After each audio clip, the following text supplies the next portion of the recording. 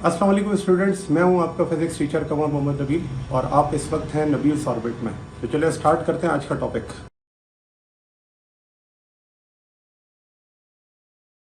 Examples और assignment पर आ जाते हैं। सबसे पहला इसके अंदर जो एग्जाम्पल है वो है कि a current of 3 ampere is flowing in a copper. तो एक आपके पास करंट है, कॉपर कंडक्टर से पास हो रहा है और उसका जो क्रॉस सेक्शन एरिया है वो है 1 millimetre square. 1 millimetre square. Find the drift velocity of the electron.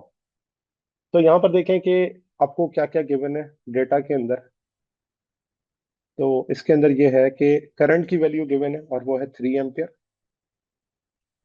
और जो एरिया है वो है 1 मिलीमीटर स्क्वायर। 1 millimetre square. और 1 मिलीमीटर स्क्वायर को हम क्या लिख सकते हैं, एक्सपोनेंट -6 मीटर स्क्वायर। ठीक है। अच्छा, उसके बाद नंबर ऑफ जो नंबर डेंसिटी है इलेक्ट्रॉन की वो है 8.5 एक्सपोनेंट 28 पर मीटर क्यूब। पर मीटर क्यूब, ये डेंसिटी हो गई। आपको क्या करना है, ड्रिफ्ट वेलोसिटी इसकी कैलकुलेट करनी है।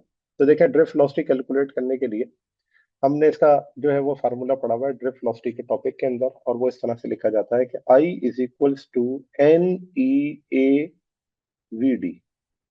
अब यहाँ से अगर वी डी को हमने कैलकुलेट करना है तो मैं बाकी चीजें दूसरी तरफ शिफ्ट कर देता हूँ। तो ये हो जाएगा आई divided by N E A.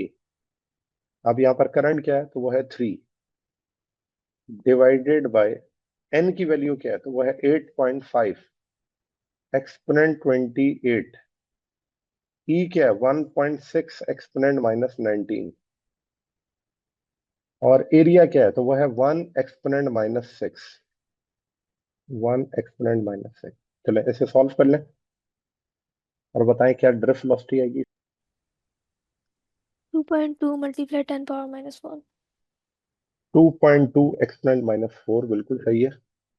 2.2 exponent -4 और इसकी यूनिट है मीटर पर सेकेंड, क्योंकि ये है वेलोसिटी।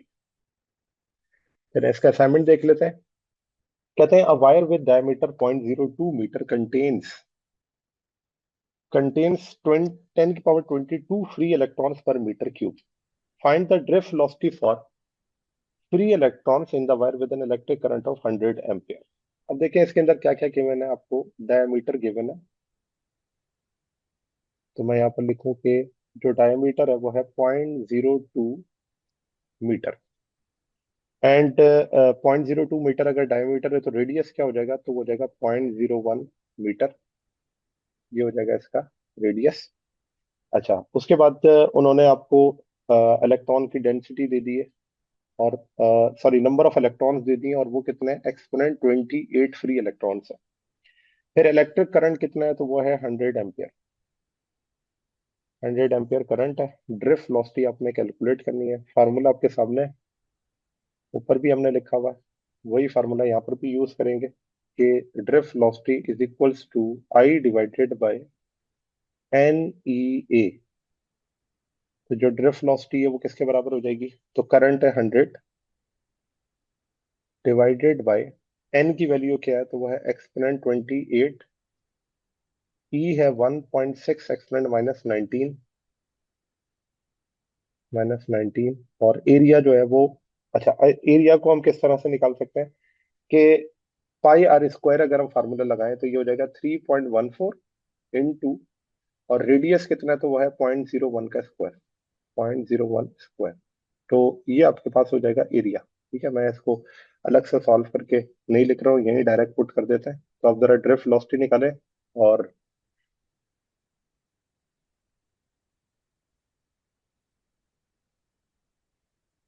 1.99 multiply 10 power -4। ठीक है, 1.99 एक्सपोनेंट -4 मीटर पर सेकेंड। ठीक है जी।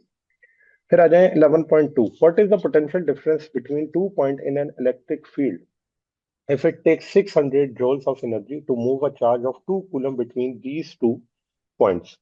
तो उन्होंने कहा है कि पोटेंशियल डिफरेंस बताना है अपने दो पॉइंट्स के दरमियान में। तो डेल्टा वी है हमारी रिक्वायरमेंट, ये हमने कैलकुलेट करना है। और इसके अंदर जो एनर्जी है डेल्टा यू वो है 600 जूल्स। 600 जूल्स एनर्जी है to move a charge of 2 coulomb. जो क्यू है वो है 2 कूलम। ठीक है। अब पोटेंशियल डिफरेंस निकालना है, एनर्जी पता है, चार्ज पता है, पोटेंशियल डिफरेंस कैलकुलेट हो जाएगा। ठीक है, बहुत आसान क्वेश्चन है कि डेल्टा वी जो होता है वो बराबर होता है delta U divided by Q के। डेल्टा यू क्या है, वो है 600, और क्यू क्या है, वो है 2। तो जो डेल्टा वी है वो किसके बराबर हो जाएगा, तो उसे हम लिखेंगे, वो हो जाएगा 300 वोल्ट। 300 वोल्ट। ठीक है ना। तो आप 300 को 600 को 2 से डिवाइड करेंगे तो ये आंसर। फिर कहते हैं calculate the current passing through a conductor material having cross-sectional area of 1 cm²। यहाँ पर हमारी रिक्वायरमेंट ये है कि करंट फाइंड आउट करना है।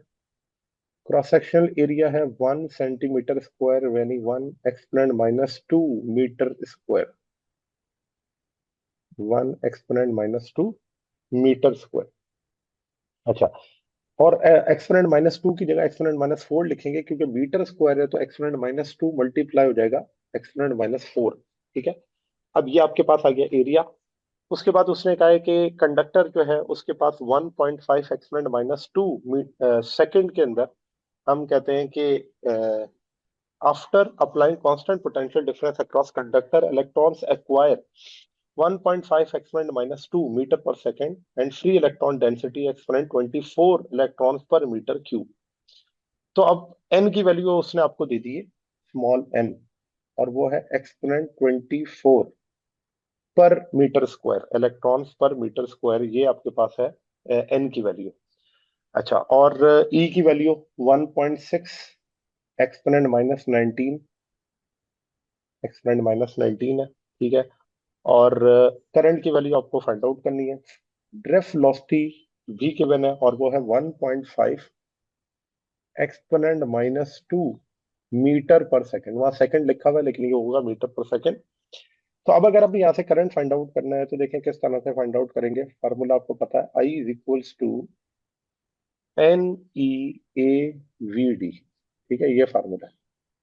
तो यहाँ पर का जो करंट है, एन की वैल्यू क्या है, एक्सपोनेंट 24, ई क्या है 1.6 एक्सपोनेंट-19, एक्सपोनेंट-19।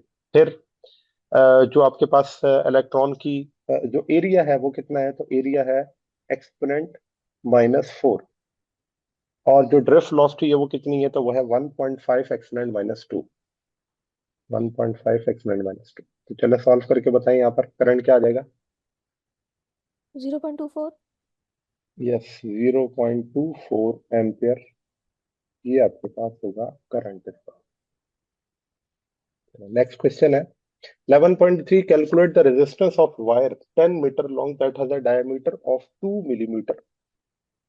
रेजिस्टेंस से रिलेटेड क्वेश्चन है। डेटा लिखते हैं। लेंथ है 10 मीटर, लेंथ है 10 मीटर, डायमीटर है 2 मिलीमीटर, तो एक्सपोनेंट-3 मीटर हम इसका डायमीटर लिख सकते हैं। और रेडियस फिर कितना हो जाएगा, तो रेडियस हो जाएगा 1 एक्सपोनेंट-3 मीटर। 1 एक्सपोनेंट-3 मीटर। रेजिस्टिविटी उसने आपको दे दी है और वो है 2.63 एक्सपोनेंट-2, 2.63 एक्सपोनेंट-2 ओहम मीटर, ये रेजिस्टिविटी है। और रेजिस्टेंस आपने क्या करनी है, फाइंड आउट करनी है। तो देखें किस तरह फाइंड आउट करेंगे। इस तरह से करेंगे कि R is equals to rho L upon A, L upon A. तो जो रेजिस्टेंस है, रॉ की वैल्यू है 2.63 एक्सपोनेंट-2, लेंथ है 10, डिवाइडेड बाय जो एरिया होगा इसके अंदर वो आप लिखेंगे पाई आर स्क्वायर से। रेडियस आपको पता है, तो पाई है 3.14, और जो रेडियस है वो है 1 एक्सपोनेंट-3 होल स्क्वायर। ठीक है, तो यहाँ से रेडियस देख लें, सॉरी रेजिस्टेंस कितनी है। 83757.96। 83757.56। जी, 0.96। 0.96, 96। बिल्कुल सही, ठीक हो गया। तो ये आपके पास इसकी क्या है, रेजिस्टेंस है। इसका असाइनमेंट भी बिल्कुल इसी तरह से है। कहते हैं a wire has length 10 metre, wire है जिसकी लेंथ है 10 मीटर, और उसकी रेजिस्टेंस है 100 ohms, resistance 100 ohm. If wire is stretch as length it is increase by 3 times, अगर जो वायर की लेंथ है उसे 3 टाइम्स इंक्रीज कर दिया जाए, तो अब देखें ओरिजिनल लेंथ थी 10, 3 टाइम्स इंक्रीज करने का मतलब 3 को 10 से मल्टीप्लाई कर दें तो ये हो जाएगा 30 मीटर। ठीक है, तो वो कहता है ये बताएं ओरिजिनल जो नेक्स्ट रेजिस्टेंस है वो क्या हो जाएगी। तो यहाँ पर इसको हम सॉल्व कर लेते हैं। रेजिस्टेंस आपको पता है, सोल्यूशन। अच्छा, अब देखें उसने आपको सिर्फ लेंथ के बारे में बताया है, यानी कि एरिया जो है वो अगर लेंथ को आप 3 टाइम्स बढ़ाते हैं स्ट्रेच करके, क्योंकि ये बात हमने पढ़ी है कि स्ट्रेच करते हैं लेंथ को, तो जो एरिया वो क्या हो जाता है, वो 3 टाइम्स कम हो जाता है, एरिया 3 टाइम्स रिड्यूस हो जाता है। तो यहाँ पर बिल्कुल इसी तरह से अगर हम लेंथ को 3 टाइम्स बढ़ाते हैं तो जो एरिया होगा वो 3 टाइम्स क्या हो जाएगा, कम हो जाएगा। तो जो नई रेजिस्टेंस है वो क्या हो जाएगी, तो देखें R is equals to rho L upon A. तो सबसे पहले तो मैं यहाँ पे लिख देता हूँ कि अगर मैं लेंथ को चेंज करूँ, एरिया को चेंज करूँ, तो उसकी चेंजेस मैं यहाँ पर लिख देता हूँ कि जो लेंथ है उसे 3 टाइम्स बढ़ाया जा रहा है, उससे एरिया 3 टाइम्स क्या हो गया, कम। अब 3 को 3 से मल्टीप्लाई कर दें तो जो नई रेजिस्टेंस है वो आ जाएगी 3 into 3, 9 times of its original resistance. It means जब आप इसको रेजिस्टेंस को चेंज करते हैं लेंथ और एरिया से, अब क्योंकि रेजिस्टेंस 100 ओम है तो 9 को 100 से मल्टीप्लाई कर दें तो ये हो जाएगा 900 ओम, 900 ओम। तो ओरिजिनल जो नेक्स्ट रेजिस्टेंस है या फाइनल रेजिस्टेंस है वो हो जाएगी 900 ओम। ये आपके पास है लेंथ और एरिया को चेंज करने से आने वाली। इसमें लिखता है calculate 1 month cost of using 50 watt energy saver for 8 hours daily in your study room, assume that the price of unit is 20 rupees. तो 1 मंथ की आपने ना कॉस्ट कैलकुलेट करनी है एक एनर्जी सेवर की जो कि 50 वॉट का है, 8 घंटे, 8 घंटे रोजाना चलता है। तो 1 महीने में कितने यूनिट यूज होंगे, और अगर एक यूनिट की प्राइस 20 रुपीज है तो कितना बिल बन जाएगा, वो चीज आपने कैलकुलेट करनी है। तो देखिए यहाँ पर मैं अगर डेटा लिखूं तो डेटा के अंदर सबसे पहली चीज आ जाएगी कि पावर जो है वो है 50 वॉट, पावर है 50 वॉट। अच्छा, और टाइम अगर देखें तो टोटल जो टाइम होगा वो क्या होगा, तो 8 आवर्स है डेली, 1 मंथ में 30, 8 इंटू 3 240। तो इसका मतलब जो पूरे मंथ में टोटल आवर्स होंगे वो कितने हो जाएंगे, 240। अब आपसे कहता है कि अगर कॉस्ट ऑफ इलेक्ट्रिसिटी, कॉस्ट वो है 20 रुपीज, 20 रुपीज, तो आपने बताना है कि जो नंबर ऑफ यूनिट्स हैं वो टोटल कितने होंगे और उसकी कॉस्ट कितनी आएगी। तो देखिए नंबर ऑफ यूनिट्स कैलकुलेट करने के लिए, या हम ये भी कह सकते हैं कि energy in kilowatt hour calculate करने के लिए हम क्या करते हैं, तो इसका फार्मूला है units is equals to power in watt time in hours और मल्टीप्लाई बाय 1000, 1000 से क्या करते हैं मल्टीप्लाई। तो अब देखें पावर आपके पास है 50 और टाइम है 240 एंड डिवाइडेड बाय 1000। तो ये दो जीरो से तो हो जाएंगे कैंसिल, तो 24 इंटू 5 हो जाएगा तकरीबन 120 के करीब, और डिवाइडेड बाय 10 तो देखें कितना आ जाएगा,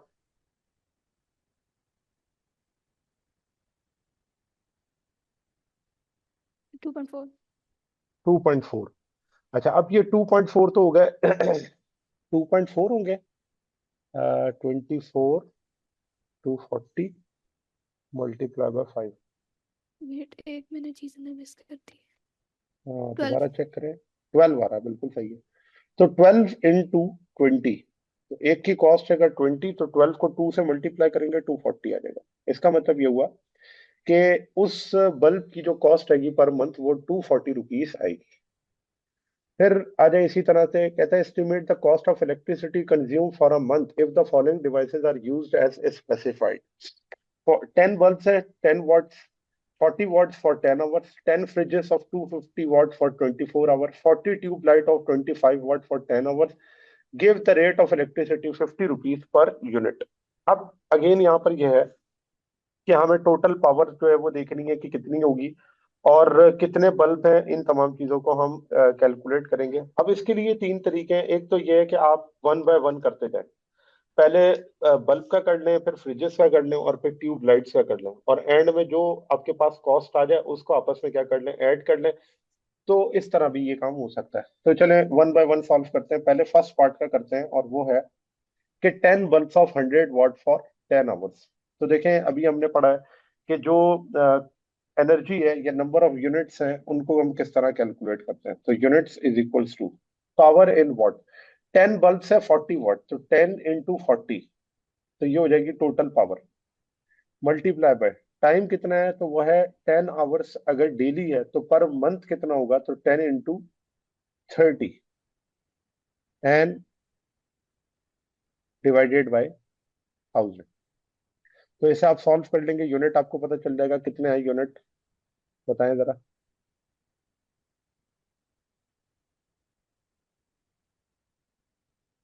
120। 120।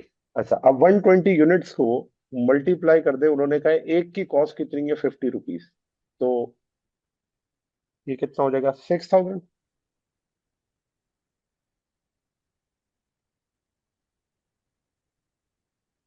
जी। ठीक है। सेकंड पार्ट में देखें, सेकंड पार्ट में कहता है 10 फ्रिजेस हैं और जो एक फ्रिज है वो है 240 वाट का। तो अगर 10 फ्रिज है, एक 250 का है, तो 10 को 250 से मल्टीप्लाई कर दे। फिर इसी तरह से मल्टीप्लाई बाय टाइम, 24 आवर चल रहा है, 30 डेज में कितनी देर चलेगा, तो 24 into 30 और डिवाइडेड बाय 1000। चलो इसको जरा सॉल्व करें, अब देखें यूनिट कितने आते हैं।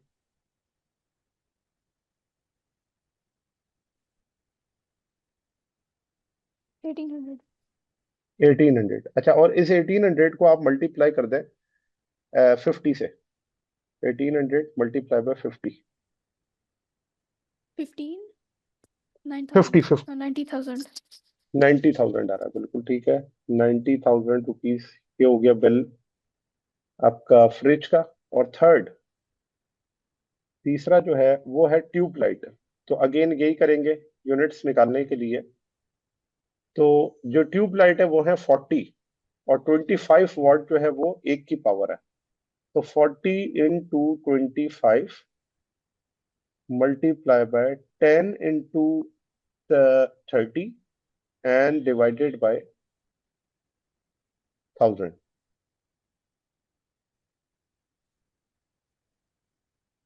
जी।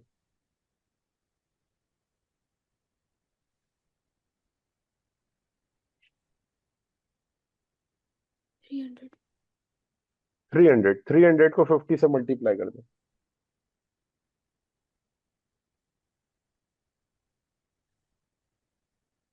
ये 15,000 आ जाएगा। जी 15,000।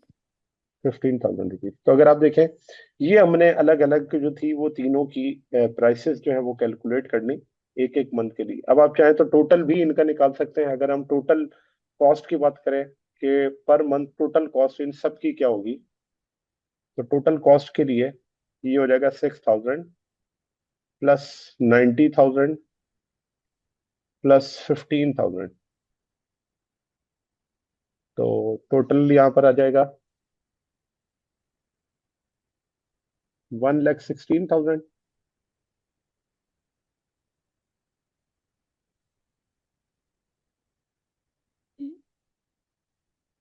ये कितना हो जाएगा, 1 लाख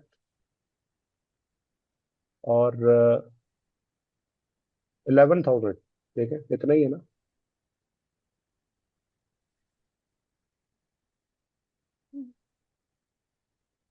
ठीक है ना, 111,000।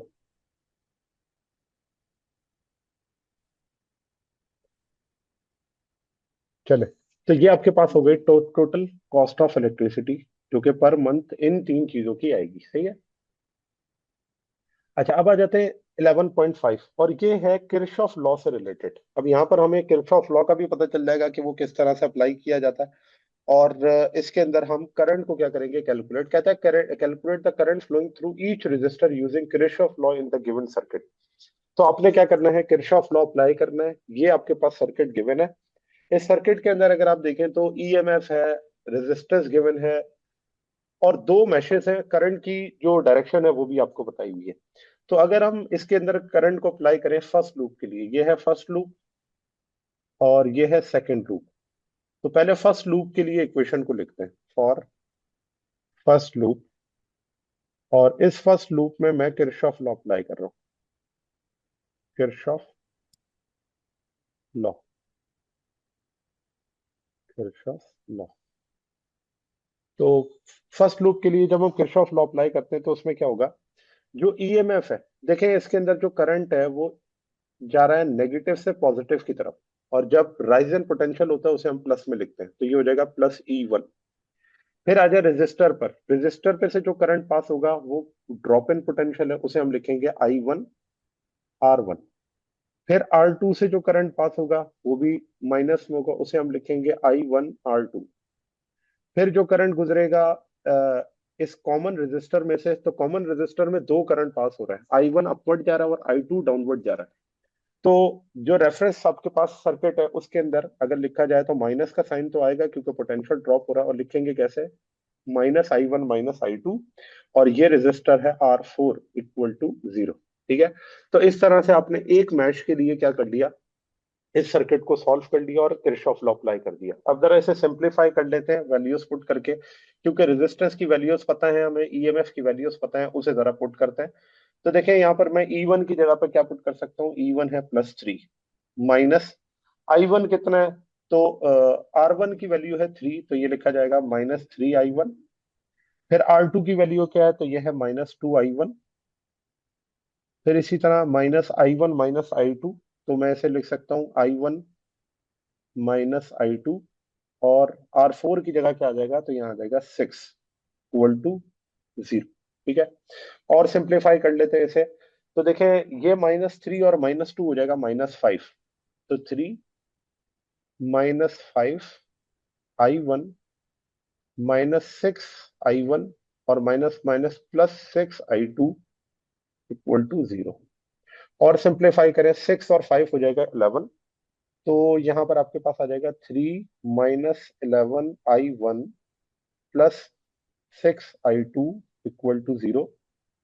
अच्छा, अब हम ये कर सकते हैं कि -I1 11I1 और 6I2, ये जो दोनों चीजें इनको शिफ्ट कर दें दूसरी तरफ।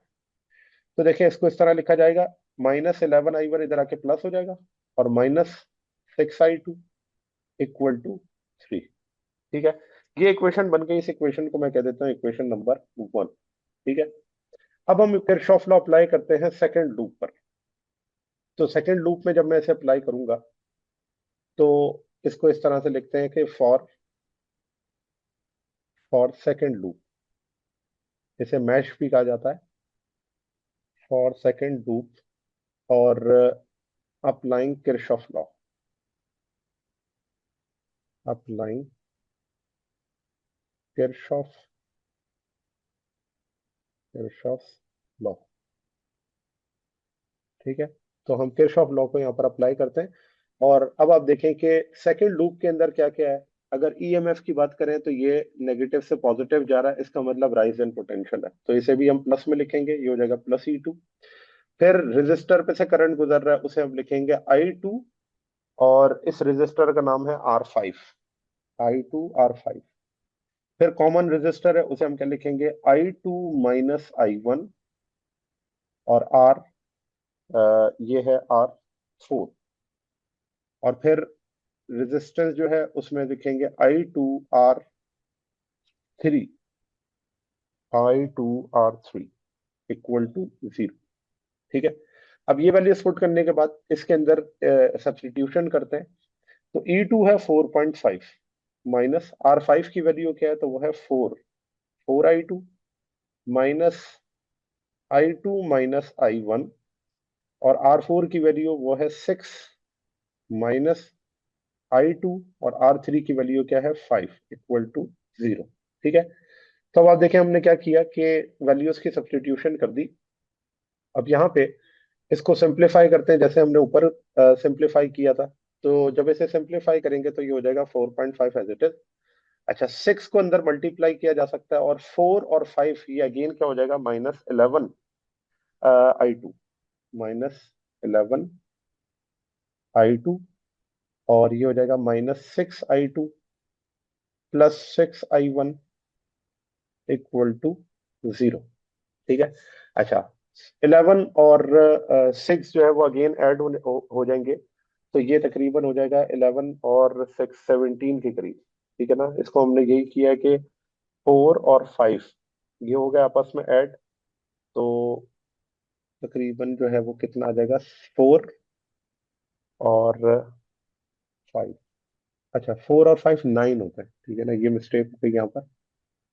9 I2 और -6 I2, तो ये हो जाएगा 11।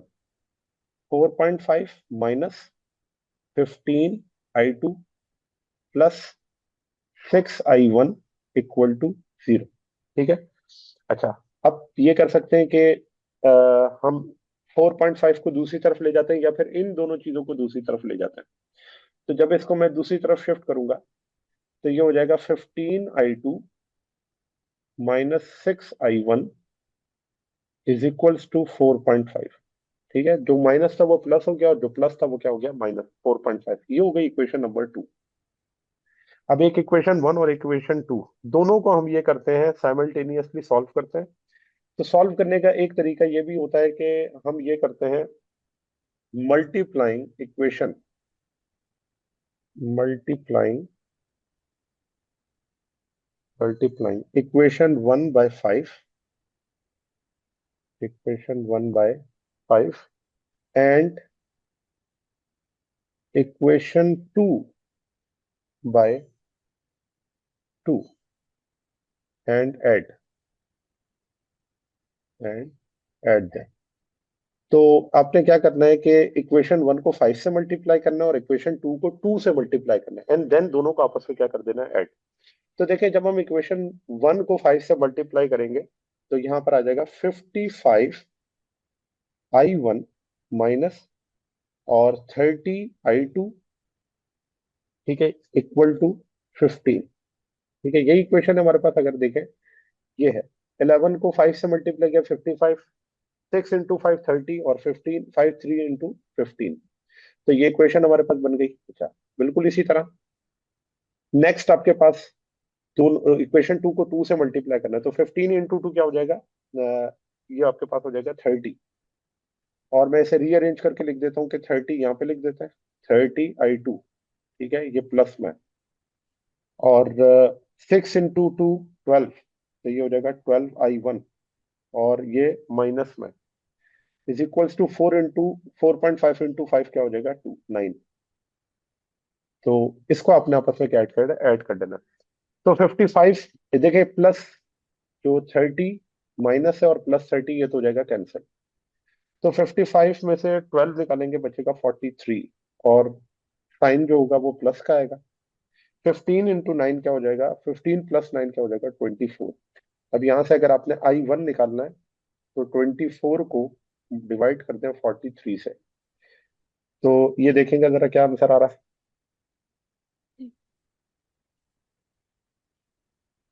0.55 है।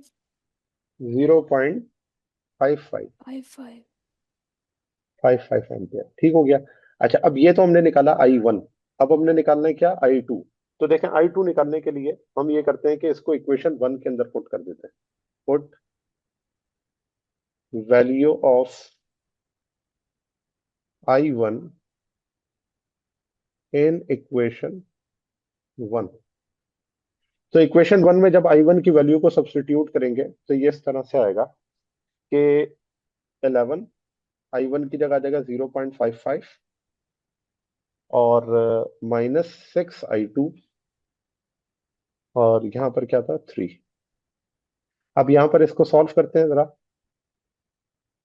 तो देखिए इस तरह से हो जाएगा, 11 को 0.55 से मल्टीप्लाई करेंगे तो ये आपका आंसर आ जाएगा तकरीबन 6.16। चेक करेगा, 6.16, 6.05. 6.05, ठीक है। 6.05 -6i2 is equals to 3। -6i2 और 3 को रीअरेंज कर लें तो ये हो जाएगा -3 और ये हो जाएगा 6i2। तो ये बचेगा 3.03 डिवाइडेड बाय 6। तो i2 की वैल्यू क्या आ जाएगी?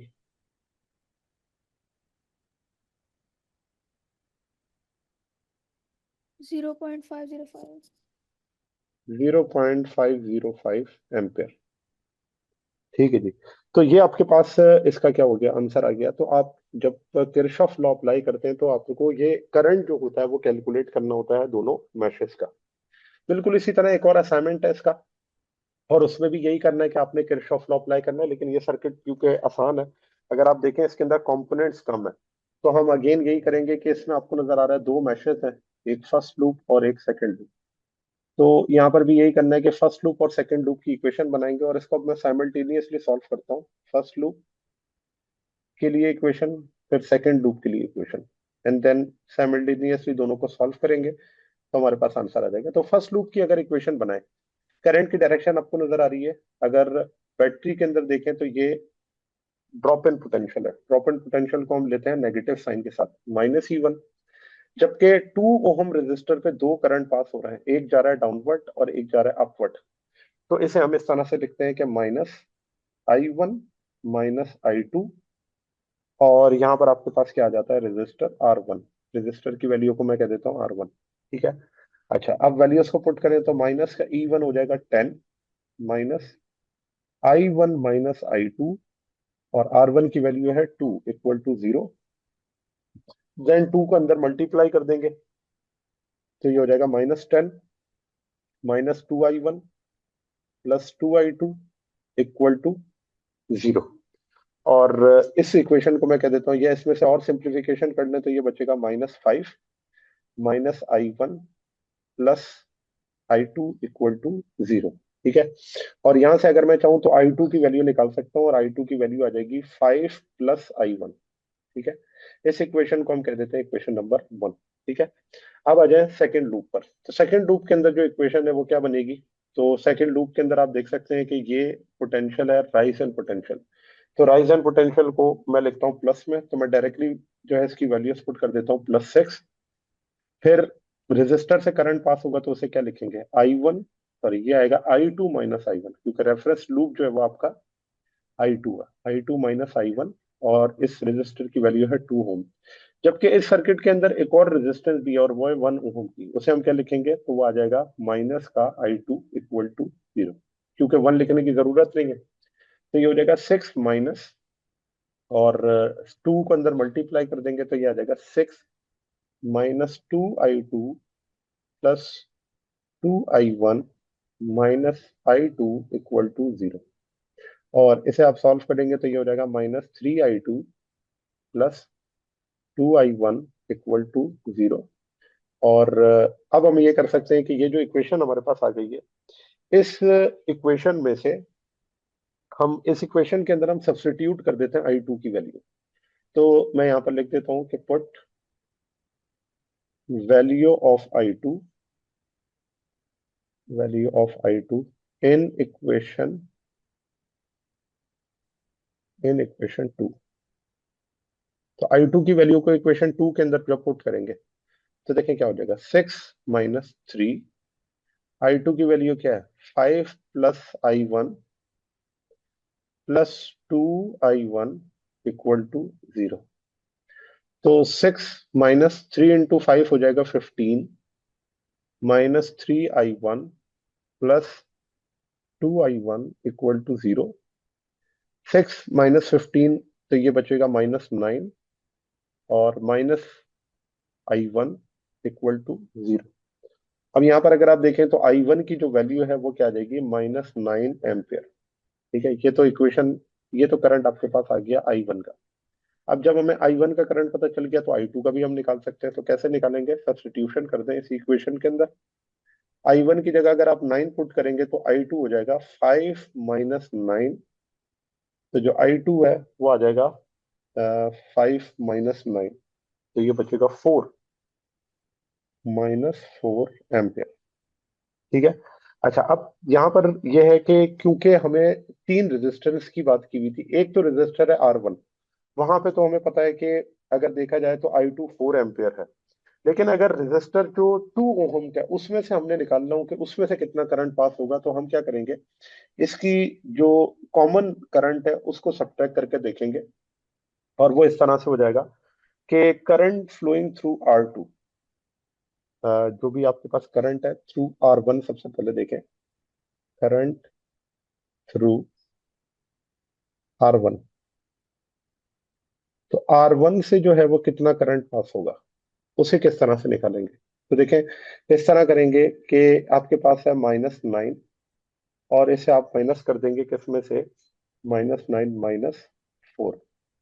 तो -9 + 4, और ये हो जाएगा माइनस का 5 एम्पियर। इसका मतलब ये हुआ कि जो R1 है उसमें से कितना करंट पास हो रहा है, वो हो रहा है -5 एम्पियर। और I2 जो कि किस में से पास हो रहा है, थ्रू R2। ये है रेजिस्टर R2 में से। और -9 एम्पियर क्या था, ये नेट करंट था, जो कि हम कह सकते हैं कि I1 और I2 दोनों थे। तो I1 में से सिर्फ 9 एम्पियर के अंदर है, तो I2 क्या है, तो वो सब्ट्रैक्ट करके हमें लिखना पड़ता है। तो ये इक्वेशन आपके पास जो है बता रही है कि इसमें जो नेट करंट होगा वो 9 एम्पियर, और जब हम सब्ट्रैक्ट करते हैं तो इसके अंदर क्या आ जाता है, 5 एम्पियर। तो इस तरह से किरचॉफ लॉ अप्लाई किया जाता है करंट को कैलकुलेट करने के लिए किसी भी सर्किट में, ऐसा सर्किट जो कि कॉम्प्लेक्स हो, जिसमें एक से ज्यादा बैटरीज अप्लाई हुई है। अब आते हैं इसके एमसीक्यूज पर। तो देखें एमसीक्यूज के अंदर सबसे पहला एमसीक्यूज है कि विच of the following factor drift velocity does not depend. इनमें से कौन सा फैक्टर ऐसा है जिस पर ड्रिफ्ट वेलोसिटी डिपेंड नहीं करती। तो करेक्ट ऑप्शन है B, cross section of wire. तो क्रॉस सेक्शन ऑफ वायर के ऊपर जो होती है वो ये डिपेंड नहीं करती ड्रिफ्ट वेलोसिटी। क्योंकि अगर आप देखें तो आप इसके अंदर वैल्यूज को सब्स्टिट्यूट कर सकते हैं कि ड्रिफ्ट वेलोसिटी का फार्मूला क्या था। मैं इस चीज को यहाँ पर लिख देता हूँ। Drift velocity equal to I upon N E A. ठीक है। अब यहाँ पर अगर आप देखें तो करंट को मैं लिख सकता हूँ इन टर्म्स ऑफ वोल्टेज, तो ये हो जाता है V/N/E/A। फिर रेजिस्टेंस को किस तरह लिखा जा सकता है, तो रेजिस्टेंस बराबर होती है raw L upon area, N/E/A। तो यहाँ पर अगर आप देखें तो ये एरिया एरिया से क्या हो गया, कैंसिल। तो जब एरिया यहाँ पे बचा ही नहीं, तो इसका मतलब ड्रिफ्ट वेलोसिटी जो होगी वो वोल्टेज पर डिपेंड करेगी, लेंथ पर डिपेंड करेगी, रेजिस्टिविटी पे करेगी, इलेक्ट्रॉन डेंसिटी पे करेगी, और चार्ज की वैल्यू ई पे क्या करेगी, डिपेंड करेगी, लेकिन क्रॉस सेक्शन एरिया पे डिपेंड नहीं करती। फिर आ जाए दूसरा, drift velocity of electron is independent of. तो ड्रिफ्ट वेलोसिटी इंडिपेंडेंट होती है टाइम कंज्यूम्ड के, कितना टाइम कंज्यूम हो रहा है ये इसके ऊपर डिपेंड नहीं करती। अगर आप देखें तो फार्मूला ऊपर भी लिखा हुआ है, दोबारा लिख देता हूँ, ड्रिफ्ट वेलोसिटी आई अपॉन N/E/A। ये इक्वेशन है, तो यहाँ पर आपको कहीं टाइम नजर नहीं आएगा। फिर कहते हैं if 10 ohm resistor is connected across the terminal of a 10 volt battery, the power dissipation of the resistor is. तो पावर डिसिपेशन किस तरह कैलकुलेट की जाती है, तो पावर का जो फार्मूला है वो होता है V² अपॉन R। तो यहाँ पर वोल्टेज और रेजिस्टेंस दोनों आपको गिवन है, ये हो जाएगा 10², और रेजिस्टेंस कितनी है, वो है 10 ओम। 10² 100, 100 डिवाइडेड बाई 10, तो आंसर क्या आ जाएगा, 10 वॉट। 10 वॉट। तो यहाँ पर करेक्ट ऑप्शन जो है वो आपका है 10 वॉट। फिर कहते हैं क्या a heavy duty refrigerator uses about 1000 watt if it is allowed to run continuously for 10 hours daily, how many kilowatt hour of energy does it consume in 10 days। तो एक हैवी ड्यूटी रेफ्रिजरेटर है जिसमें 1000 what जो है वो use होते हैं। कहते हैं अगर ये 10 आवर्स तक चलाया जाए डेली, तो कितने किलोवाट आवर, यानी कि यूनिट आपने कैलकुलेट करने हैं 10 डेज के लिए। तो देखें एनर्जी जो होती है किलोवाट आवर के अंदर वो कैसे निकालते हैं, जैसे हम यूनिट भी लिखते हैं, पावर को मल्टीप्लाई करेंगे टाइम से। तो पावर कितनी है, वो है 1000। और कितनी देर चल रहा है, 10 डेज, 10 आवर्स डिवाइडेड बाय 1000।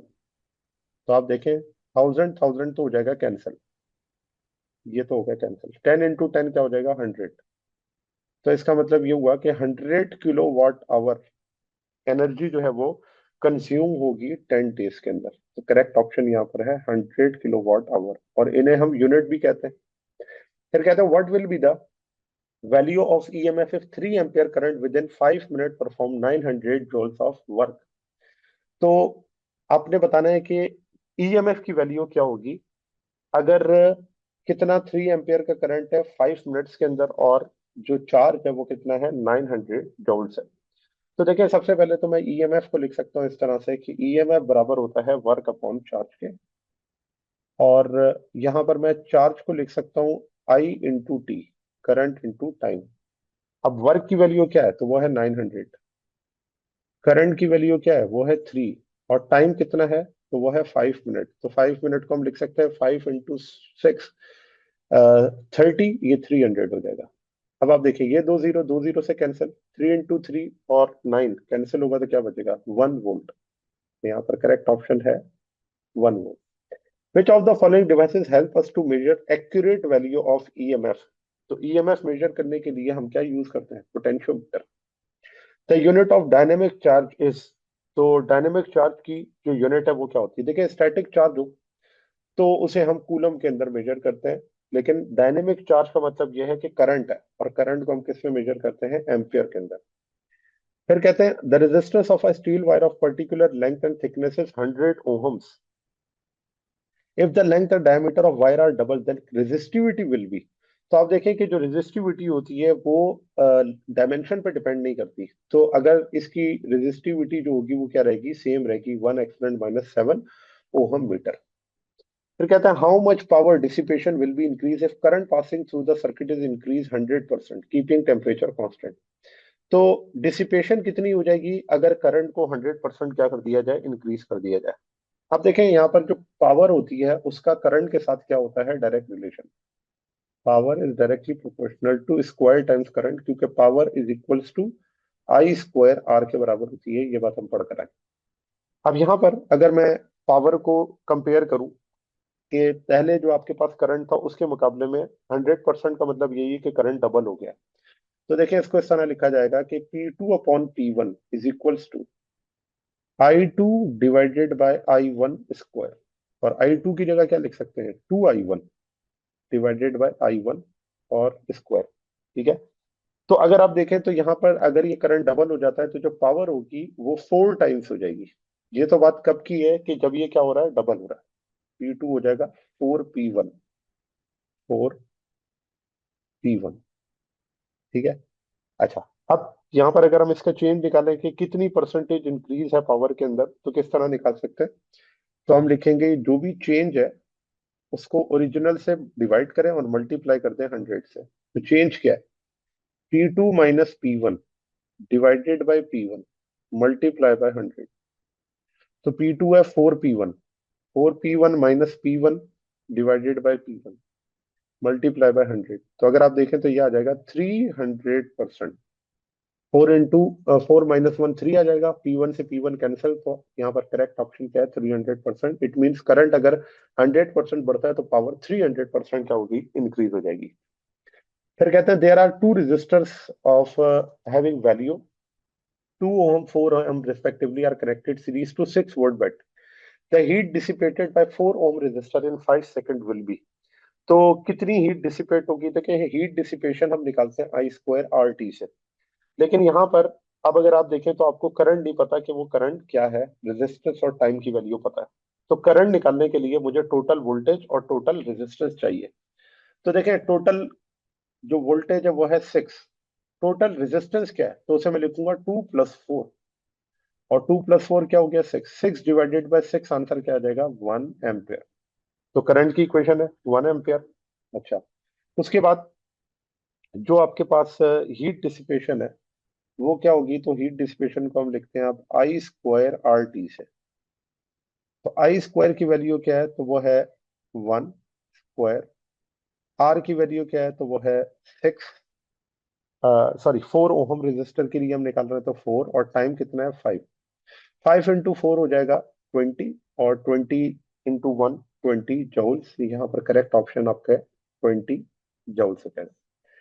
फिर कहते हैं the algebraic sum of N I R drops primarily depends upon. तो ये किसके ऊपर डिपेंड करता है? ये डिपेंड करता है direction of flow of current पर। करेक्ट ऑप्शन यहाँ पर हो जाएगा direction of flow of current, direction of flow of current, Kirchhoff law. कहता है what will be the nearest value of protected resistance if LDR having resistance 20 ohm is operated at a specific intensity of light is to be protected through a series of resistance in such a way that up to 12 milliampere current in the provision of 10 volt potential across the circuit as shown in the following figure। ये आपको एक figure नजर आ रही है जिसके अंदर LDR जो है वो लगा हुआ है, लाइट डिपेंडेंट रेजिस्टर। इसकी वैल्यू है 20 ओहम। और आपने क्या करना है कि इस रेजिस्टेंस की वैल्यू बतानी है जो कि इसके साथ सीरीज में कनेक्टेड है। अब आपको क्या क्या चीजें गिवन है तो उसको देखते हुए ये एक पूरा न्यूमेरिकल है, उस न्यूमेरिकल को हम सॉल्व कर लेते हैं। लेकिन उससे पहले ये बाकी के जो एमसीक्यूज है वो कर लेंगे, देन इस क्वेश्चन को मैं अलग से सॉल्व कराऊंगा, question number 12। Question number next question है which of the following electrical instrument can be used as a null detector in which the Wheatstone bridge is used. तो ये आपके पास है गैल्वानोमीटर, कि कौन सा इलेक्ट्रिकल इंस्ट्रूमेंट है जो कि नल डिटेक्टर, यहाँ पर जो कंडीशन होती है, बैलेंस कंडीशन बनती है, वो किससे होती है? गैल्वानोमीटर।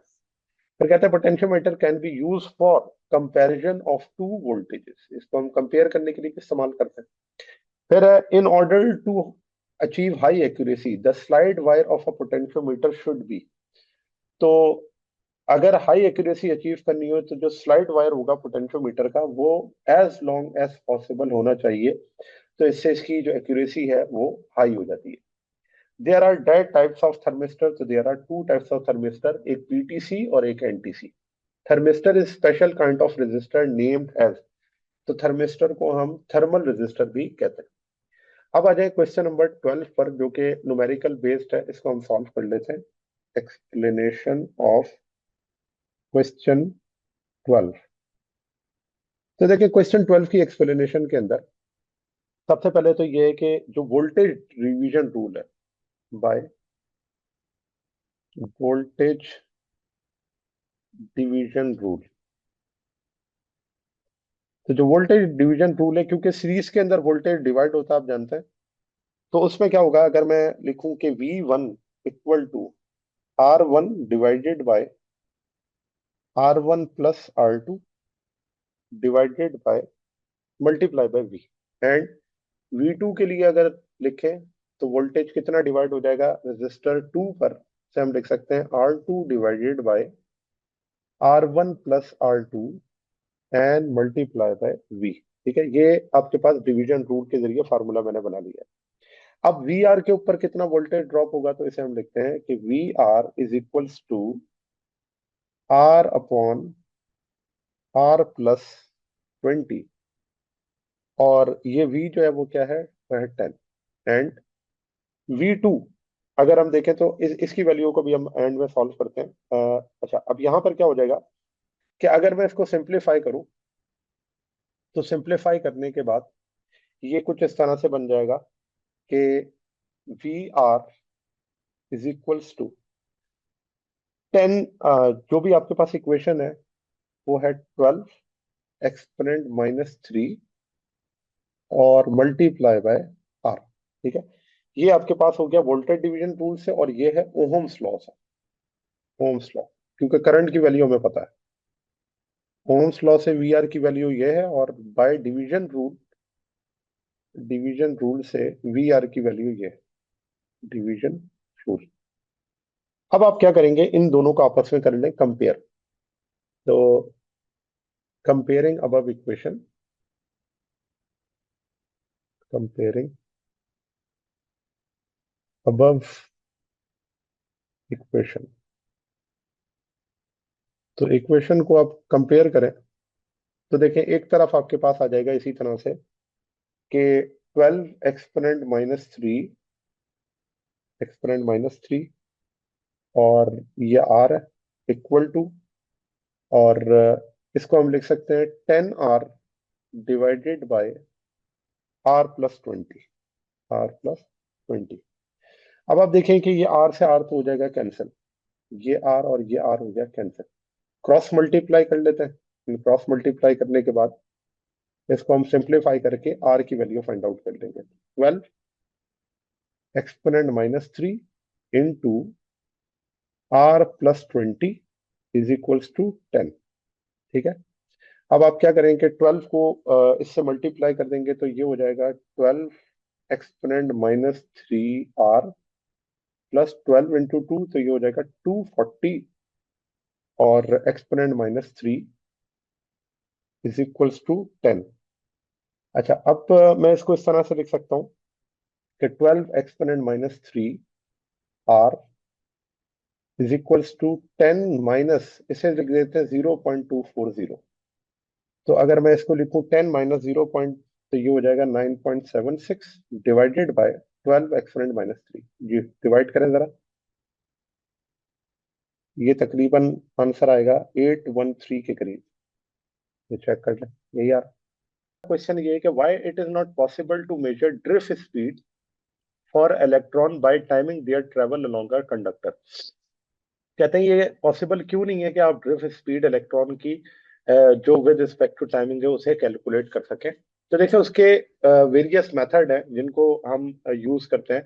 सो यहाँ पर लिखते हैं कि we can calculate drift speed of electron by various indirect methods. We cannot measure it directly because electrons are all identical and cannot be labeled. तो इसका पहले तो रीजन ये है कि हम इसलिए डायरेक्टली मेजर नहीं कर सकते क्योंकि तमाम इलेक्ट्रॉन आइडेंटिकल होते हैं और उनके ऊपर कोई लेबलिंग नहीं होती। फिर इसी तरह electrons move very slowly, drift speed is tiny and randomly collide with atoms, making it is impossible to track individual electrons over a distance in a conductor. तो इलेक्ट्रॉन जो होते हैं क्योंकि वो बहुत स्लोली मूव करते हैं, मैंने आपको बताया था एक्सपोनेंट माइनस 3 से एक्सपोनेंट माइनस 5 मीटर पर सेकंड इसकी स्पीड होती है जब इस पर इलेक्ट्रिक फील्ड अप्लाई की जाती है। तो इसलिए इम्पॉसिबल होता है इसको इंडिविजुअल इलेक्ट्रॉन्स को ट्रैक करना over a distance in a conductor. So there is no way that we can measure how far one particular electron has moved in some time interval. तो ये जो है इलेक्ट्रॉन के लिए पॉसिबल नहीं है कि हम उसे क्या करें, मेजर कर सके किसी पर्टिकुलर एक इलेक्ट्रॉन के लिए कि वो कितने टाइम के लिए मूव किया। That is why it is not possible to measure the drift speed of electrons by timing their travel along a conductor. तो इसी वजह से इसे मेजर करना इम्पॉसिबल है क्योंकि आप इलेक्ट्रॉन को इंडिविजुअली जब मेजर नहीं कर सकते या उसको ट्रैक नहीं कर सकते, उसे ऑब्जर्व नहीं कर सकते हैं विद रिस्पेक्ट टू टाइम, तो आप ड्रिफ्ट स्पीड भी उसकी मेजर नहीं कर सकते। फिर नेक्स्ट क्वेश्चन है what is the difference between EMF and potential difference. देखिए ईएमएफ और पोटेंशियल डिफरेंस के अंदर बड़े सारे डिफरेंसेस थे। एक मैंने आपको ये पढ़ाया था कि एक जो है वो इसके अंदर होता है कॉस, एक होता है इफेक्ट। इसमें अगर देखें इलेक्ट्रोमोटिव फोर्स के अंदर it is measured in open circuits when no current is drawn from it to some external load, R is equals to infinite, I is equals to 0। तो ये मेजर कब होता है, जब सर्किट क्या हो, ओपन हो और उस सर्किट में कोई करंट फ्लो ना कर रहा हो, तो फिर इलेक्ट्रोमोटिव फोर्स क्या होती है, कैलकुलेट होती है। Potential difference it is measured for close circuit when current is drawn from the EMF source to some external load resistor। और पोटेंशियल डिफरेंस जो होता है वो मेजर होता है क्लोज सर्किट के लिए जिसके अंदर EMF सोर्स करंट क्या करती है, एक्सटर्नल लोड को प्रोवाइड करती है। It is specifically related with the source and measured between terminals of the battery, and it is measured between any 2 points of the circuit across the terminals of the load resistor। तो ये major होता है किसी भी दो points के दरमियान में across the terminal of load resistor. फिर और भी इसके डिफरेंसेस हैं, जैसे अगर हम कहें तो ईएमएफ के बारे में हम ये कहते हैं कि ये कॉस है, जबकि जो पोटेंशियल डिफरेंस है वो क्या है, इफेक्ट है। इसे कॉस और इफेक्ट कभी कहते हैं। ईएमएफ हमेशा सर्किट के अंदर मौजूद होता है, जबकि जो पोटेंशियल डिफरेंस होता है वो सर्किट में जब आता है जब करंट उस सर्किट के अंदर फ्लो करता है। तो इसके और भी डिफरेंसेस हैं जो कि हम लिख सकते हैं।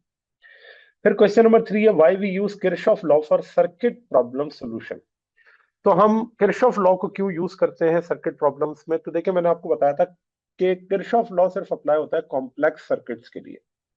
Kirchhoff laws are used. This law is used to calculate the unknown values of current, voltage, resistance in the circuit. तो जब आप किसी भी सर्किट को सॉल्व करना चाहते हैं तो उस सर्किट के अंदर वोल्टेज, करंट और रेजिस्टेंस की जो अननोन वैल्यू है उसको फाइंड आउट करना ही सर्किट को सॉल्व करना कहलाता है।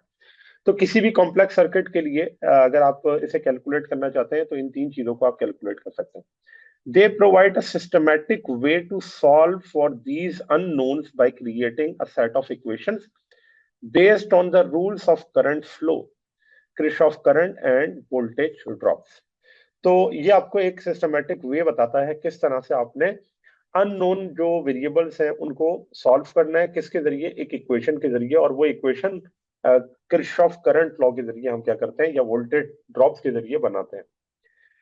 फिर कहते हैं Kirchhoff laws were first tools that made the analysis and calculation of complex electrical circuit manageable and systematic.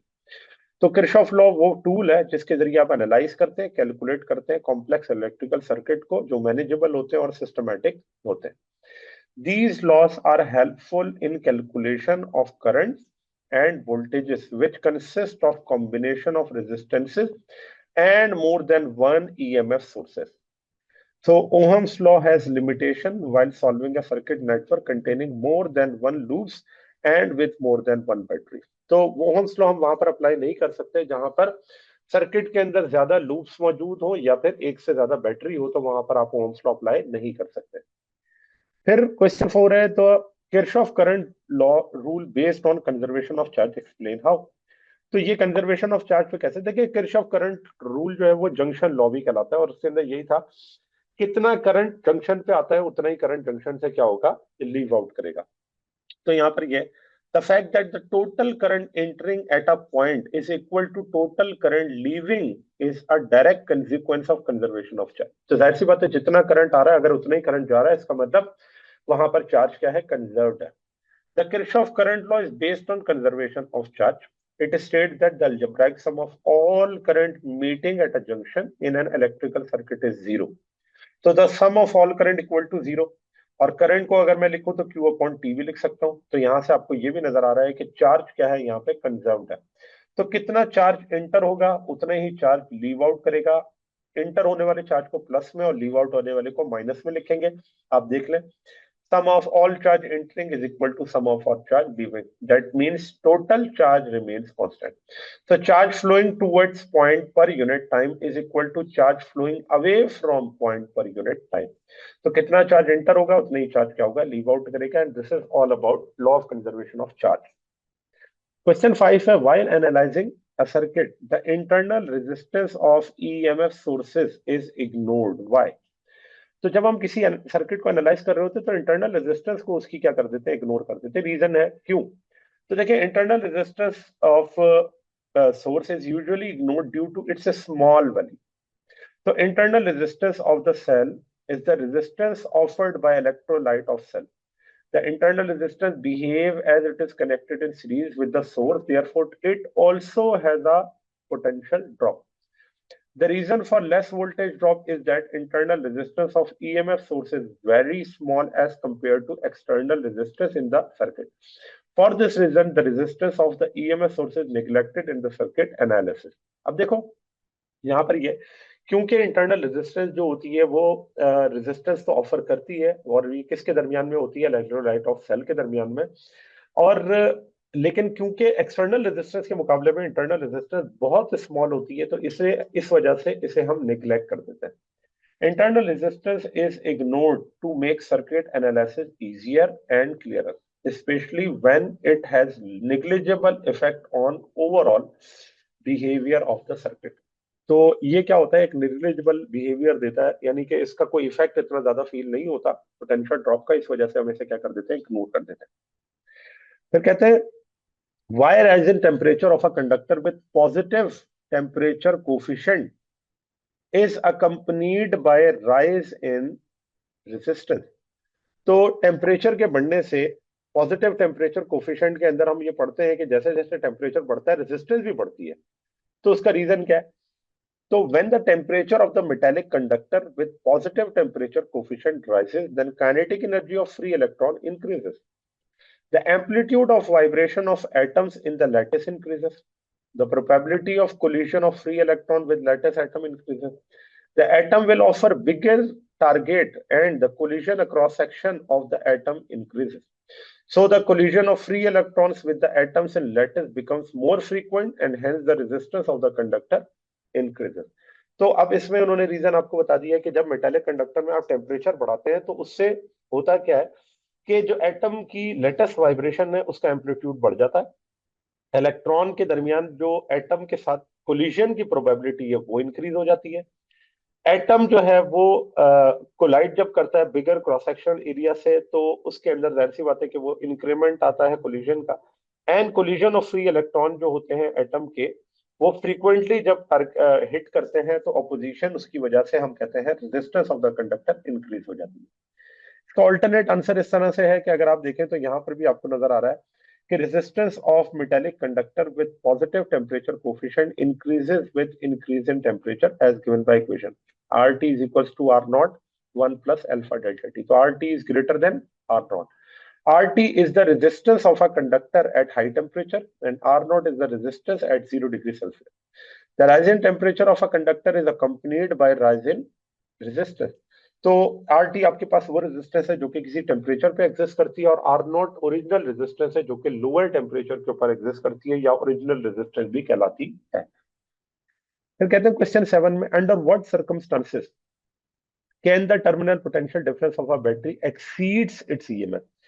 किन सर्कमस्टांसेस के अंदर टर्मिनल पोटेंशियल डिफरेंस ईएमएफ से बढ़ जाएगा, अदरवाइज तो ये हमेशा कम होता है। तो वो सर्कमस्टांसेस है जब वो सोर्स क्या कर रही हो, चार्ज कर रही हो। So when a source of EMF is being charged, its terminal potential difference is greater than the EMF.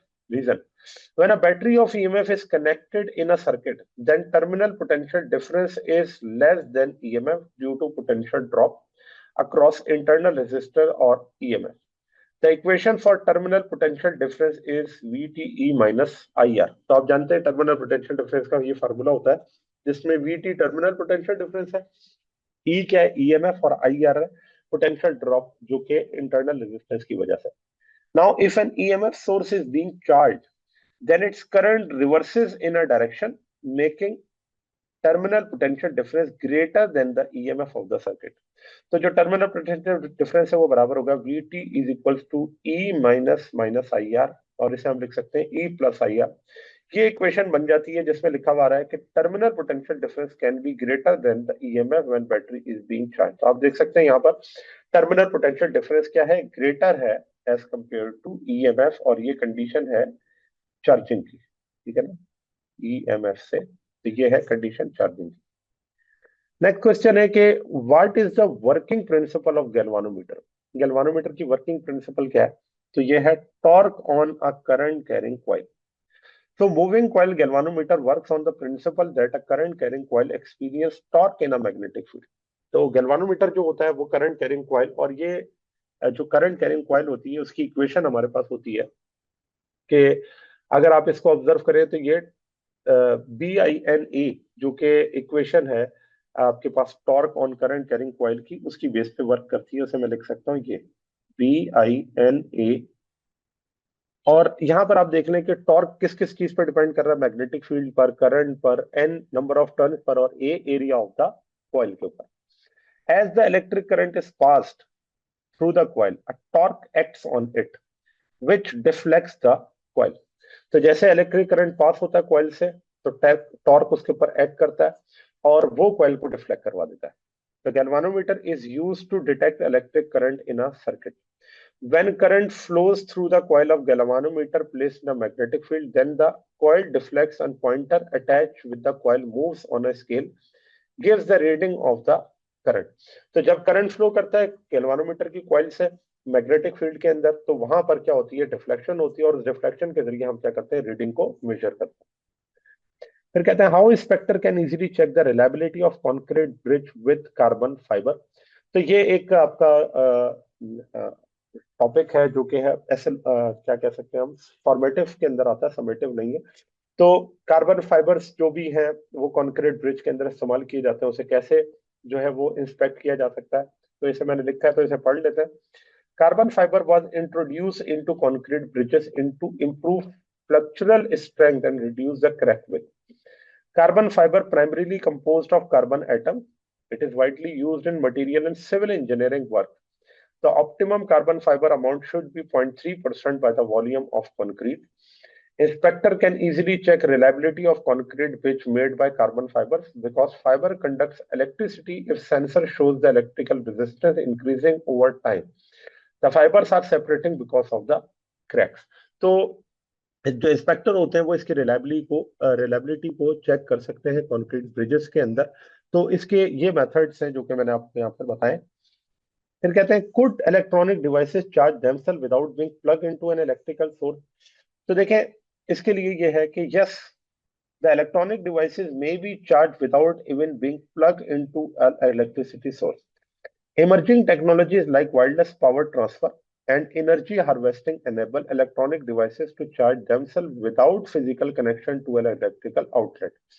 तो जो इंजीनियरिंग टेक्नोलॉजीज होती हैं वो वायरलेसली चार्ज कर सकती हैं। कैसे चार्ज करती हैं?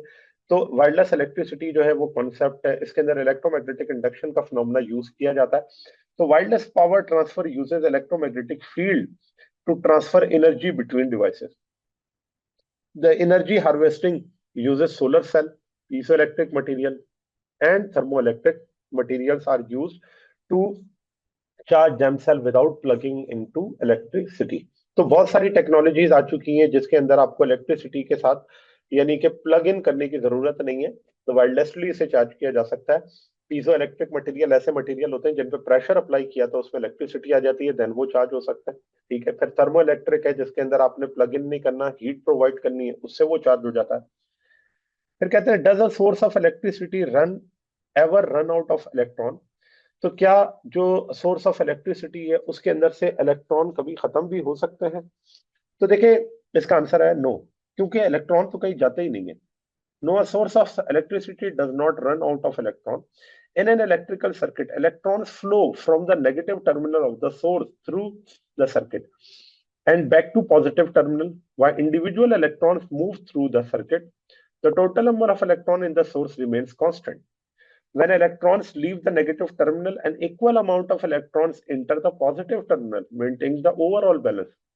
Circuits don't create, destroy, use up or lose electron. Circuit के अंदर ये काम नहीं होता कि वो create कर रहा है, destroy कर रहा है, use up कर रहा है या lose कर रहा है इलेक्ट्रॉन को, ये हमेशा बैलेंस मेंटेन रखता है। Therefore, the source does not run out of electrons. It continuously provides a flow of electrons to the power of the circuit. तो इसका मतलब ये हुआ कि सोर्सेस के पास जो इलेक्ट्रॉन होते हैं वो बैलेंस रहते हैं, वो इस तरह से नहीं होता कि कभी जाया उसको लूज कर दिया जाए या उसे क्रिएट किया जाए। फिर कहते हैं two wires have equal length, one is made of copper other of manganin and they have the same resistance. Which wire here will be thicker between these two given wires. तो कौन सा ज्यादा thick होगा? तो देखें इसकी thickness को calculate करने के लिए हमें ये बात पता होनी चाहिए कि रेजिस्टिविटी किसकी ज्यादा है। तो यहाँ पर एक मैग्नीन वायर है और एक कॉपर वायर है। तो इस चीज को अगर हम यहाँ पे सॉल्व करें तो इस तरह से करेंगे कि रेजिस्टेंस आप जानते हैं बराबर होती है रॉ एल अपॉन ए के, ये रेजिस्टेंस का फार्मूला है। तो अब इस रेजिस्टेंस को अगर कॉपर के लिए पढ़ेंगे तो क्या होगा? Resistance of copper is equals to resistivity of copper length upon area, and जो रेजिस्टेंस ऑफ मैग्नीन वायर है एम एन, उसे भी मैं लिख सकता हूँ resistivity of manganin wire length upon area. ठीक है, अब यहां पर अगर आप देखें कि दोनों की हम कह सकते हैं कि कंडीशन ये है कि दोनों की रेजिस्टेंस सेम है। तो अगर दोनों की रेजिस्टेंस सेम है तो मैं ये लिखूंगा कि कॉपर की रेजिस्टेंस और मैग्नीन वायर की रेजिस्टेंस सेम है। तो इक्वेशन यहाँ पर इसी तरह लिखी जाएगी, कॉपर और लेंथ अपॉन एरिया, और एरिया भी मैं यहाँ पर लिख देता हूँ, ये कॉपर का है। इसी तरह resistivity of manganin wire, resistivity of manganin wire is equals to length upon area और मैग्नीन वायर की क्रॉस सेक्शन। अब यहाँ पर आप देखें कि ये लेंथ और लेंथ क्या हो जाएगी? कैंसिल हो जाएगी।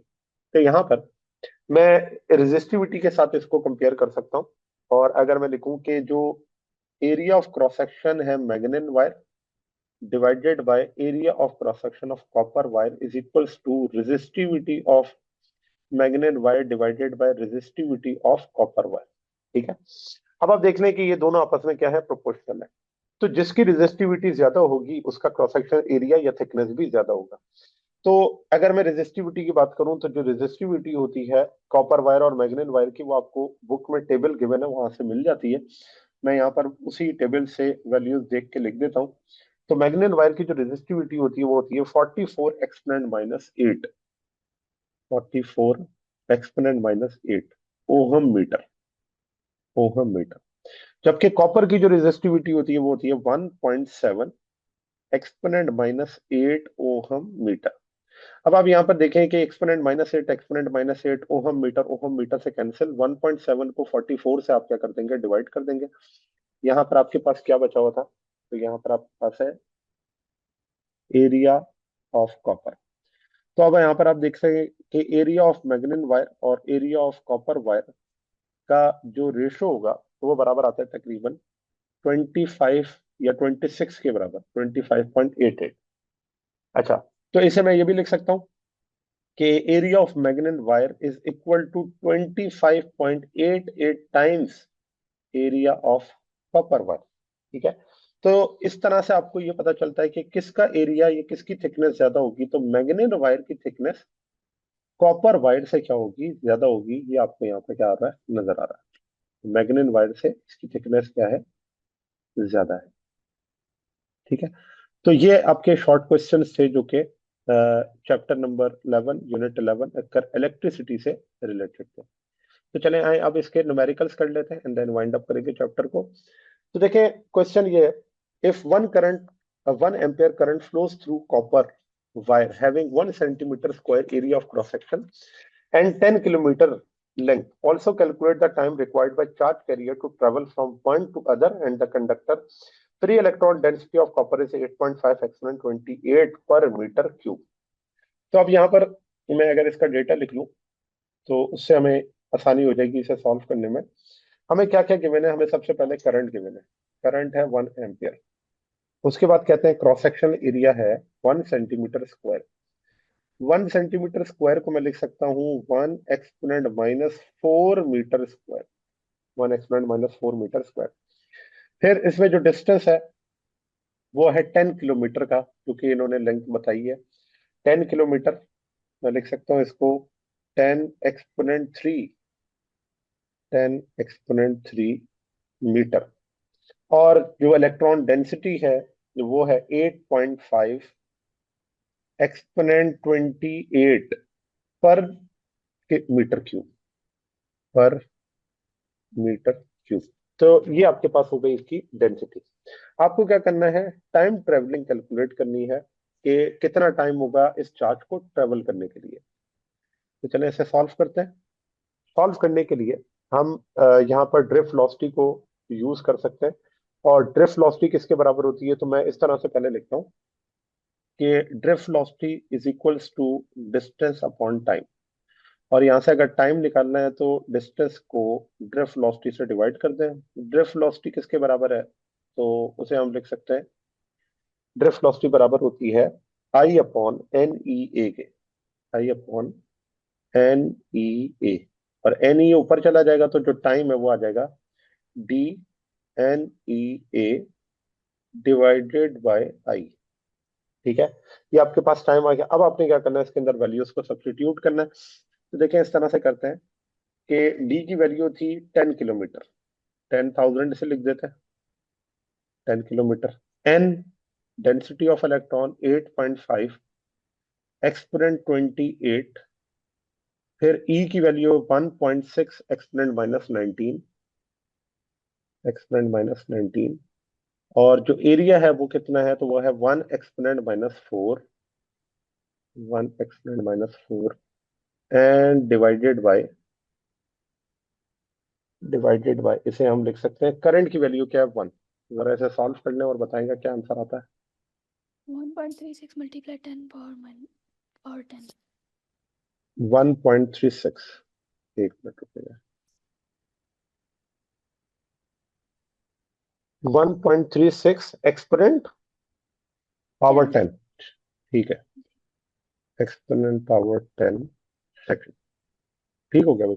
तो ये आपके पास इसका क्या आ गया, टाइम आ गया। तो इन्होंने आपसे पूछा था कि calculate the time required by charge carriers to travel from one to other of the conductor free electrons, आपको दे दिया था। ये इसका क्या है आंसर। चलो नेक्स्ट क्वेश्चन पे आते हैं। नेक्स्ट क्वेश्चन है कि calculate the flow of charge per unit time. तो flow of charge per unit time आपने कैलकुलेट करना है। इट मींस वो आपसे क्या पूछ रहे हैं, आपसे करंट के बारे में पूछ रहे हैं। सिर्फ उन्होंने डायरेक्टली लिखा नहीं है कि करंट, उन्होंने flow of charge per unit time लिखा है, तो वो करंट ही कहलाता है। ये रिक्वायर्ड है हमें, करंट। फिर कहते हैं unit inside the EMF having potential difference of 2 volt, जिसमें जो ईएमएफ है वो है 2 वोल्ट। उसके बाद terminals are connected with each other having internal resistance of 0.02 ohm. ये इंटरनल रेजिस्टेंस है। ईएमएफ आपको पता चल गया, करंट आपने निकालना है। तो ओम्स लॉ इसके अंदर अप्लाई कर सकते हैं, और उसे मैं लिख सकता हूँ ओम्स लॉ को, I is equals to E upon R. तो ई की वैल्यू है 2, इंटरनल रेजिस्टेंस है 0.02। तो यहाँ पे आप करंट देखेंगे कितना आ जाएगा, 2 एक्सपोनेंट माइनस 2, तो ये तकरीबन 2 से 2 कैंसिल, 100 आएगा, 100 जी एम्पियर। 100 है। देखेंगे जरा, यस ठीक है ना। 100 है। बिल्कुल सही है। क्वेश्चन नंबर 3 है, calculate the terminal potential difference.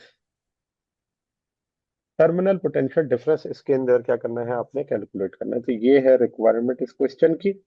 Given क्या क्या है, तो उन्होंने आपको बताया हुआ है, if the internal resistance of the battery is 10 ohms, internal resistance है 10 ओम, एंड जो करंट और वोल्टेज है वो है 1 एम्पियर और 10 volt.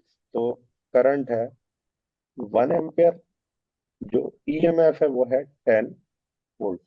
Terminal potential difference calculate करना है। फार्मूला आपको पता है टर्मिनल पोटेंशियल डिफरेंस का क्या होता है, तो मैं लिख सकता हूँ terminal potential difference E minus I are. अब आपके सामने सारी चीजें गिवन है। ई की जगह आ जाएगा 10, माइनस आई की जगह आ जाएगा 1, आर की जगह आ जाएगा 10। तो जो टर्मिनल पोटेंशियल डिफरेंस है वो कितना हो जाएगा, 0 वोल्ट, ठीक है ना, क्योंकि 10 - 10 0 हो जाएगा। फिर क्वेश्चन नंबर 4 पे है, आप देख सकते हैं कि there is a copper coil having 2000 number of turns with 0.8 millimeter square cross sectional area, are the length per turn is 80 centimeter, calculate the resistance of the coil. तो एक कॉपर कॉइल है जिसके 2000 क्या है, नंबर ऑफ टर्न्स है। तो मैं इसका डेटा लिखता जाता हूँ। नंबर ऑफ टर्न है 2000, 2000। क्रॉस सेक्शनल एरिया क्या है, तो वो है 0.8 मिलीमीटर स्क्वायर, 0.8 मिलीमीटर स्क्वायर। और इस मिलीमीटर स्क्वायर को हम लिख सकते हैं 0.8 एक्सपोनेंट माइनस 6 मीटर स्क्वायर, ठीक है ना, क्योंकि एक्सपोनेंट माइनस 3 को 2 से मल्टीप्लाई करेंगे, एक्सपोनेंट माइनस 6 आ जाएगा। फिर उन्होंने आपको कहा है कि जो लेंथ है वो कितनी है, वो है 80 सेंटीमीटर। तो लेंथ को मैं लिख सकता हूँ 80 सेंटीमीटर, तो ये हो जाएगा 0.8 मीटर। ये हो गई लेंथ इसके अंदर। टोटल लेंथ आपके पास जो है वो, उसके अंदर टर्न्स कितने हैं, तो 2000 नंबर ऑफ टर्न्स है, वो हमने देख लिया इसके अंदर, ठीक है। अब रेजिस्टेंस आपने क्या करनी है, कैलकुलेट करनी है, रेजिस्टेंस ऑफ कॉइल। जबकि रेजिस्टिविटी गिवन है और वो कितनी है, 0.02। और 0.02 ये पूरा लिखा हुआ नहीं है, ये 0.02 एक्सपोनेंट माइनस 6 होता है, एक्सपोनेंट माइनस 6 ओहम मीटर, ठीक है। ये होती है इसकी रेजिस्टिविटी। रेजिस्टेंस आपने कैलकुलेट करनी है, बहुत सिंपल। इसके अंदर जो है वो फार्मूला यूज होता है रेजिस्टेंस का, R is equals to rho L upon A. तो यहाँ से अगर रेजिस्टेंस कैलकुलेट करनी है, वैल्यूज को सब्स्टिट्यूट कर दे, रेजिस्टिविटी हो जाएगी 0.02 एक्सपोनेंट माइनस 6, जो लेंथ है वो है 0.8, डिवाइडेड बाय एरिया जो है वो है 0.8 एक्सपोनेंट माइनस 6, 0.8 एक्सपोनेंट माइनस 6। तो यहाँ से आप रेजिस्टेंस क्या करेंगे, फाइंड आउट।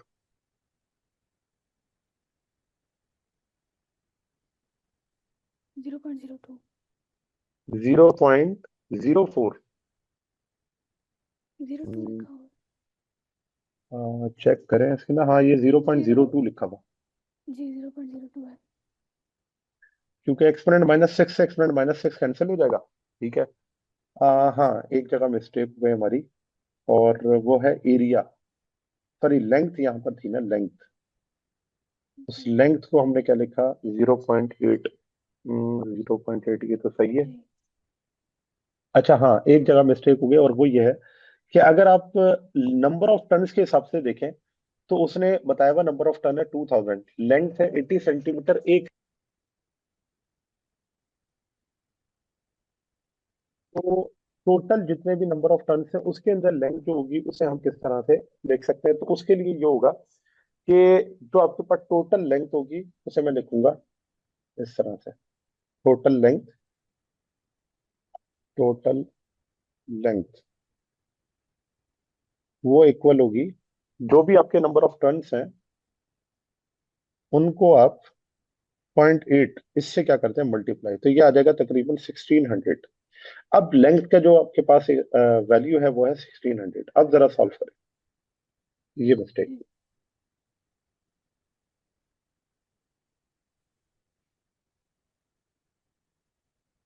क्योंकि उन्होंने एक लेंथ की आपको बताई हुई थी वैल्यू वो है 80, तो 2000 की कितनी होगी, तो 1600। 40। 40 अब सही है बिल्कुल आंसर, 40 ओहम्स, ये इसका क्या है आंसर है। फिर कहते हैं क्वेश्चन 5 के अंदर, a piece of silver wire has a resistance of 1 ohm. तो एक सिल्वर वायर है जिसकी रेजिस्टेंस है 1 ओहम, 1 ओहम। और उसके बाद कहते हैं what will be the resistance of magnet wire of 1/3 of length and 1/3 of diameter. तो अब देखिए यहाँ पर हम सबसे पहले इसका डेटा लिखते हैं कि सिल्वर वायर की जो रेजिस्टेंस है वो है 1 ओम, मैंने इसे आर एस से रिप्रेजेंट कर दिया। अगर लेंथ ऑफ सिल्वर वायर की बात करें तो उसे हम कह देते हैं वो है L S, length of silver wire L S के बराबर है। और डायमीटर ऑफ सिल्वर वायर जो है वो डी एस के बराबर है।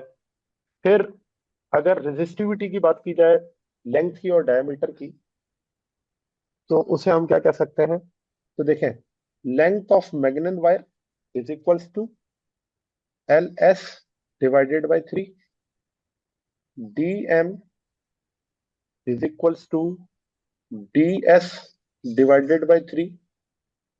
और जो स्पेसिफिक रेजिस्टिविटी है वो है 30 times of resistivity of S. ठीक है, वो 30 टाइम्स है रेजिस्टिविटी ऑफ एस के बराबर। तो अब यहां पर अगर आप देखें तो ये तो हो गया इसके अंदर डेटा, और इस डेटा के अंदर हम जो है वो शो कर सकते हैं कि डेटा के अंदर जो रिक्वायरमेंट है वो रिक्वायरमेंट क्या है, इसे हमने क्या करना है, कैलकुलेट करना है।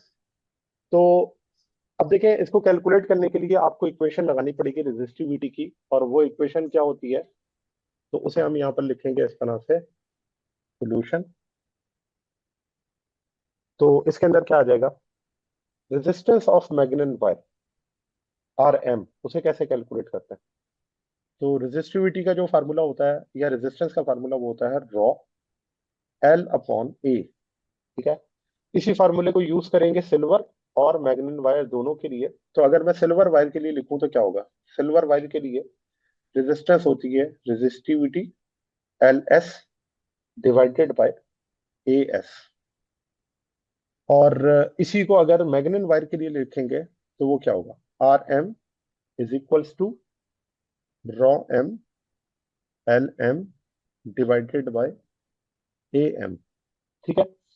अच्छा, अब यहाँ पर ये है कि जब हम वैल्यूज को सब्स्टिट्यूट करते हैं, क्योंकि जो मैग्नेट वायर है उसको in terms of steel, silver wire जो है वो लिखा गया है, तो मैं मैग्नेट वायर के लिए इसी इक्वेशन को यूज करता हूँ और इसके अंदर वैल्यूज को सब्स्टिट्यूट करूंगा। तो देखें resistance of magnet wire is equal to, अब रेजिस्टिविटी 30 टाइम्स है तो इसे हम क्या लिख देंगे, और एरिया को मैं इन टर्म्स ऑफ डायमीटर भी लिखूंगा, तो क्योंकि मुझे डायमीटर की वैल्यू पुट करनी है, तो ये हो जाएगा रॉ एम एल एम, और ये हो जाएगा pi D square M divided by 4। 4 ऊपर चला जाएगा, मल्टीप्लाई होगा तो ये लिखा जाएगा 4 rho M L M divided by pi D square M. ठीक है, अब ये हमारे पास जो फार्मूला बन गया ना, इस फार्मूले को मैं यूज कर सकता हूँ रेजिस्टेंस फाइंड आउट करने के लिए इन टर्म्स ऑफ जो भी सिल्वर होगी वो यहाँ पे कैलकुलेट हो जाएगी। तो देखिए इसको सॉल्व करते हैं इस तरह से कि resistance of magnet wire 4 as it is आ गया, रॉ एम की जगह क्या आएगा, 30 times of rho of steel, silver sorry. और लेंथ की जगह क्या लिखेंगे, length of silver divided by 3, क्योंकि 3 टाइम्स कम है। और डायमीटर की जगह क्या लिखेंगे, तो वो है pi D S divided by 3 whole square. तो चले इसको सिंप्लीफाई करते हैं। तो सिंप्लीफाई करने के लिए मैं यहाँ पे लिख देता हूँ कि resistance of magnet wire is equals to, और यहाँ पर इसको सिंप्लीफाई करेंगे इस तरह से कि 4 तो एज इट इज है। अच्छा, अब जरा आप देखें कि यहाँ पर है 3 और ये है 10, तो यहाँ से ये तो हो जाएगा कैंसिल, ठीक है। फिर एल एस बचा, जबकि डी एस स्क्वायर अपॉन 3, 3 का स्क्वायर 9, 9 ऊपर आ जाएगा तो 9 10 का क्या हो जाएगा 90। तो मैं अब इस चीज को इस तरह से लिख सकता हूँ कि 90 को मैं बाहर निकाल लेता हूँ, ठीक है। 90 मैं बाहर निकाल लेता हूँ और बाकी चीजें एज इट इज रख देता हूँ ब्रैकेट के अंदर। तो ये हो जाएगा 4 raw S L S divided by pi D S square, ठीक है। ये मैंने रख दिया। अब आप देखें रॉ जो रेजिस्टिविटी एस एल एस और पाई डी स्क्वायर एस है, उसे अगर आप देखें तो वो रेजिस्टेंस ऑफ सिल्वर वायर है। उसे देखें मैं इस तरह लिख सकता हूँ कि पाई 4 रॉ एस एल एस और पाई डी स्क्वायर एस है, ठीक है ना। ये इक्वेशन आपको नजर आ रही है। तो इसकी जगह पे आर एस लिखा जा सकता है, तो ये हो जाएगा R M is equal to 90 times of resistance of silver. और रेजिस्टेंस ऑफ सिल्वर किसके बराबर है, तो वो है 1 ओम्स के। तो जब यहाँ पर वैल्यूज को सब्स्टिट्यूट करेंगे तो जो रेजिस्टेंस ऑफ मैग्नेट वायर है वो आ जाएगा 90 टाइम्स ऑफ सिल्वर, और ये भी आपके पास वैल्यू होकर जाएगी 90 ओम। इसका मतलब ये हुआ कि जो रेजिस्टेंस ऑफ मैग्नेट वायर है वो कितनी है, 90 ओम है। तो आप देखें इस तरह से हम दो जो मटेरियल्स हैं उनको कंपेयर करके रेजिस्टेंस को फाइंड आउट कर सकते हैं। तो चलें अब आते हैं इसके नेक्स्ट क्वेश्चन पर, और ये है किरचॉफ लॉ से रिलेटेड लास्ट क्वेश्चन है। देखिए किरचॉफ लॉ के अंदर आपको मेन जो चीज होती है ना वो इक्वेशन बनानी होती है। Once you made a equation then it is very easier to solve. तो अब मैं अगर इसकी इक्वेशन को बनाऊं तो इसके अंदर दो लूप्स आपको नजर आ रहे हैं, वन लूप और सेकंड लूप। इसे मैं कह देते हैं यह है लूप 1 और यह है लूप 2। अब लूप 1 के अंदर आप डायरेक्शन ऑफ करंट ले सकते हैं। फॉर एग्जांपल मैं कहता हूँ डायरेक्शन ऑफ करंट है एंटी क्लॉकवाइज, दोनों में हम ले लेते हैं एंटी क्लॉकवाइज, ठीक है। अब यहाँ पर जब एंटी क्लॉकवाइज करंट लेते हैं तो आप देख सकते हैं कि 6 वोल्ट में से करंट फ्लो कर रहा है लोअर टू हायर, और लोअर टू हायर जब करंट फ्लो करता है तो हम ईएमएफ को किस में लेते हैं, प्लस में, ठीक है। तो अगर मैं इसकी इक्वेशन को लिखूं तो इक्वेशन इस तरह से लिखी जा सकती है कि यहाँ पर जो ईएमएफ है उनको हमें नाम देना पड़ेगा। इसे मैं कह देता हूँ ये ईएमएफ है 1 और इसे मैं कह देता हूँ ये है ईएमएफ 2, ठीक है। रेजिस्टेंस का नाम देते हैं तो ये रेजिस्टेंस आपके पास हो जाएगी, स्टार्ट यहाँ से करते हैं, R1, ठीक है। ये हो जाएगी R2, ये हो जाएगी R3 और ये हो जाएगी R4, ठीक है। तो 4 रेजिस्टर हैं और 2 ईएमएफ है। तो सबसे पहले अगर फर्स्ट लूप के लिए हम ईएमएफ को या इक्वेशन को लिखें तो क्या लिखेंगे, फॉर फर्स्ट लूप, और फर्स्ट लूप। तो पहले लूप के लिए अगर देखें तो ये हो जाएगा E2 माइनस, और इस करंट को हम क्या कहेंगे, इस करंट को मैं कह देता हूं क्योंकि ये है I2 और इसे हम कह देते हैं ये है करंट I1, ठीक है। तो तो फिर इसका मतलब ये है कि अगर यहीं से हम 1 को स्टार्ट कर रहे हैं तो लूप ये 1 कह जाएगा और दूसरा जो होगा उसे हम 2, और ये आपके ऊपर डिपेंड करता है कि आप किसको कौन सा लूप ले लेते हैं। तो ये 2 है फॉर सेकेंड लूप। तो देखिए E2 minus I2 R4 minus, और एक कॉमन रेजिस्टर है तो कॉमन रेजिस्टर को हम क्या लिखेंगे, I2 माइनस I1, और ये आपके पास क्या हो जाएगा R2 इक्वल टू 0। वैल्यूज को सब्स्टिट्यूट करें तो E2 है 6 माइनस रेजिस्टेंस की वैल्यू है 3, तो 3I2 माइनस, तो ये आपके पास हो जाएगा I2 प्लस I1, और R2 की वैल्यू 1 है तो इसे लिखने की जरूरत नहीं है, और सिंप्लीफाई कर सकते हैं। इसे लिखेंगे 6 minus 4I2 plus I1 equal to 0, ठीक है। ये इक्वेशन हमारे पास आ गई। अब इस इक्वेशन के अंदर और क्या सिंप्लीफिकेशन हो सकती है कि 6 4I2 मैंने लिख दिया, तो अगर मैं 4I2 और प्लस I1 उधर ले जाऊं तो ये 6 के बराबर आ जाएगा, तो इसे लिख सकते हैं 4i2 minus i1 is equals to 6। इसे हम कह देते हैं इक्वेशन नंबर 1। अब आ जाए दूसरी इक्वेशन पर। दूसरी इक्वेशन फॉर फर्स्ट लूप, और फर्स्ट लूप। तो फर्स्ट लूप के लिए जब मैं इक्वेशन बनाऊंगा तो फर्स्ट लूप के अंदर बड़े सारे जो है वो आपको नजर आ रहे हैं कि कंपोनेंट्स मौजूद हैं, और उन कंपोनेंट्स को देखते हुए हमने उनके कन्वेंशंस को देखते हुए इसे सॉल्व करना है। तो देखें, पहले अगर देखा जाए तो ईएमएफ क्या है, तो ईएमएफ है पॉजिटिव, तो यहाँ पर लिखेंगे E1। फिर अब तो यहाँ पर आप देखें कि करंट मूव कर रहा है लोअर टू हायर पोटेंशियल, तो उसे हमने प्लस में ले लिया। फिर जब रेजिस्टेंस R1 पे जाएगा तो ये पोटेंशियल ड्रॉप होगा, उसे हम लिखेंगे I1R1। फिर जो कॉमन रेजिस्टेंस है उस पर अगर लिखे तो वो आएगा I1 माइनस I2, और ये आपके पास रेजिस्टेंस है R2। और उसके बाद फिर R3 रेजिस्टेंस पर आएगा तो उसे हम लिखेंगे I1R3 इक्वल टू 0। ठीक है, तो ये इक्वेशन हमारे पास बन गई फर्स्ट लूप की। अब जरा ऐसे सिंप्लीफाई कर लेते हैं। तो देखिए E1 जो है वो कितना है, 9 वोल्ट, तो यहाँ पर लिख देते हैं 9 वोल्ट, माइनस R1 की वैल्यू कितनी है, तो R1 है 2 ओम्स, तो यहाँ लिख देंगे 2i1। फिर R2 की वैल्यू क्या है, तो R2 की वैल्यू है 1 ओम्स, तो इसे मैं लिख सकता हूँ माइनस I1 प्लस I2 और माइनस I1R3 इक्वल टू 0। अच्छा, अब इसी तरीके से R3 की जगह पर भी मैं वैल्यू सब्स्टिट्यूट कर देता हूँ। R3 बराबर है 3 ओम्स के, तो इसका मतलब यहाँ पर आ जाएगा 3i1। ये हो जाएगा 3i1। अच्छा, अब आप क्या करें, इसको आपस में सॉल्व कर लें। तो 3i1 माइनस I1 और माइनस 2i1, तो इसे अगर हम ऐड करें तो 3 + 1 और +2, ये हो जाएगा 6i1। तो मैं यहाँ लिख देता हूँ 6i1, और ये किसके साथ है, माइनस के साथ है।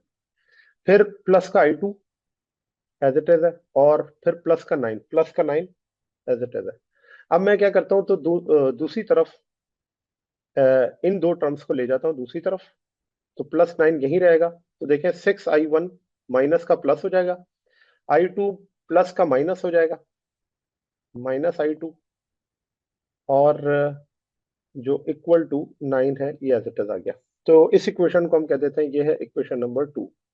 अब आपने क्या करना है, इन इक्वेशन को साइमल्टेनियसली सॉल्व कर कर I1 I2 की वैल्यू को फाइंड आउट करना है। ठीक है, तो देखें, एक काम ये किया जा सकता है कि इक्वेशन 1 में से मैं I1 की वैल्यू निकालूं, और उसको पुट कर दूं किसके अंदर जाकर, इक्वेशन 2 के अंदर। फिर इक्वेशन 2 से जो I2 निकलेगा वो इक्वेशन 1 में पुट करके निकाल लेंगे। तो ये तरीका है। और आप इस तरह भी कर सकते हैं कि इक्वेशन 1 को 4 से मल्टीप्लाई करें और ऐड कर दें इक्वेशन 2 के अंदर, तो भी आपके पास I1 की वैल्यू आ जाएगी। तो जो सिंपल मेथड लगे वो कर सकते हैं। तो अगर मैं इसको इस तरह लिखूं, 4i2 minus 6 is equals to I1। अब आपके पास I1 आ गया, इस I1 को यहाँ सब्स्टिट्यूट कर दें, तो ये हो जाएगा 6, 4i2 minus 6 minus I2 equal to 9। तो 6 को मल्टीप्लाई करेंगे, 6 × 4 24, I2 6 × 6 36, minus I2 equal to 9। 24 और -1 ये हो जाएगा 25, 25i2, और 36 उधर चला जाएगा तो ये हो जाएगा 9 + 36, और 9 + 36 हो जाता है 45। तो I2 बराबर हो जाएगा 45 डिवाइडेड बाय 25 के, 45 डिवाइडेड बाय 25। तो अब आप इसे क्या कर सकते हैं, डिवाइड करेंगे, तो आपके पास आंसर आ जाएगा 5 × 5 25, और 5 × 9, तो 9/5 किसके बराबर होगा, इसे आप सॉल्व कर लें।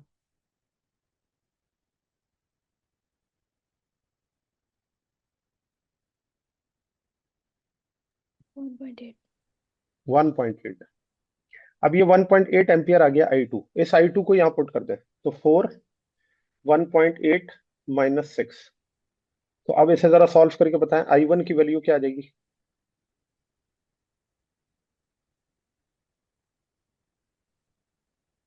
1.2। 1.2, 2। 1.2, 4 1.2, ठीक है, 1.2 एम्पियर। अच्छा, अब अगर हम इसका नेट निकालें कि जो आपके पास है 1.8 माइनस 1.2, 1.8 माइनस 1.2, तो ये क्या बचेगा, 0.6।